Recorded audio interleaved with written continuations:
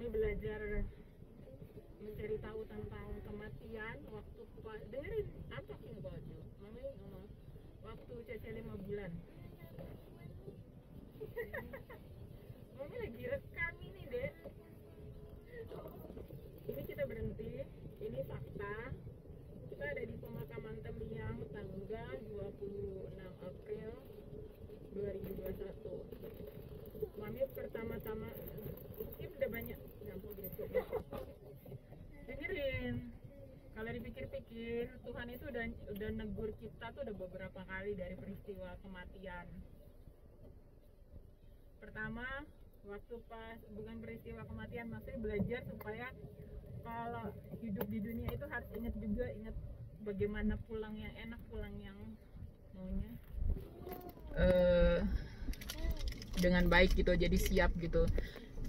Ini ada hubungannya dengan Cece, kenapa Mami kasih tahu?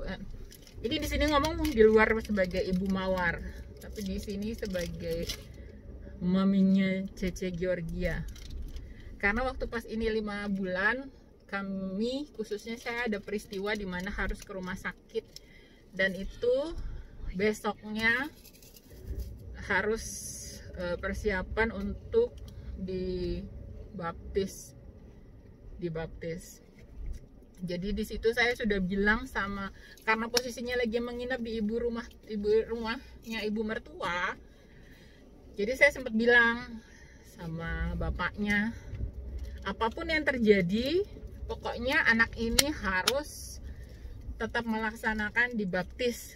Karena di situ saya nggak bisa ngomong kondisinya apa, tapi itulah yang bikin saya takut, deg-degan, kacau, nggak konsen. Tapi di situ istilahnya udah belajar untuk belajar bicara dengan diri sendiri gitu, istilahnya apa ya, belajar meditasi secara nggak langsung dari peristiwa itu juga salah satunya. Karena ya itu kejadiannya ada hubungannya dengan sebuah rumah sakit besar, jadi karena kita udah cash close, jadi saya nggak bisa ceritakan di sini, nanti akan melebar kemana-mana gitu. Jadi makanya akhirnya kepikiran juga, dulu sih udah kepikiran untuk bikin video-video ini buat pesan-pesan mereka gitu. Begitu. Terus Tuhan itu, semesta menegur saya atau kami, khususnya untuk saya, yaitu ada lagi peristiwa untuk yang mendekati kematian. Waktu kita jalan-jalan ke Magelang, ke Jogja, Solo ya, tahun berapa ya, sekitar 2000, ini lahir 2006, sekitar 2010-2011an gitu. Kami sekeluarga, puji Tuhan, lolos dari musibah maut, kecelakaan gitu. Jadi sepersekian detik itu Toto lagi melaju di jalan raya, tiba-tiba kami ngantuk. Terus ini rewel, ini si nomor 2 si Hilary atau Gwen itu rewel di pangkuan saya. Ini tidur deh sama Mbak, ada Mbak waktu itu. Dan itu kita nyungsep di sawah. Dan itu ajaibnya adalah mobilnya itu nggak ada goresan sama sekali. Mana itu mobil sewa lagi, dan kok bisa ya gitu. Itu keajaiban yang tanpa saya sadari, khususnya itu untuk saya, kita sadari ternyata mobilnya itu bisa mulus, nggak ada goresan, hanya ada apa ya, pokoknya nggak ada dekok sama sekali. Padahal kalau kita melenceng mobilnya itu ke kanan, udah tinggal nama lah, karena itu kan pembatas jalan raya.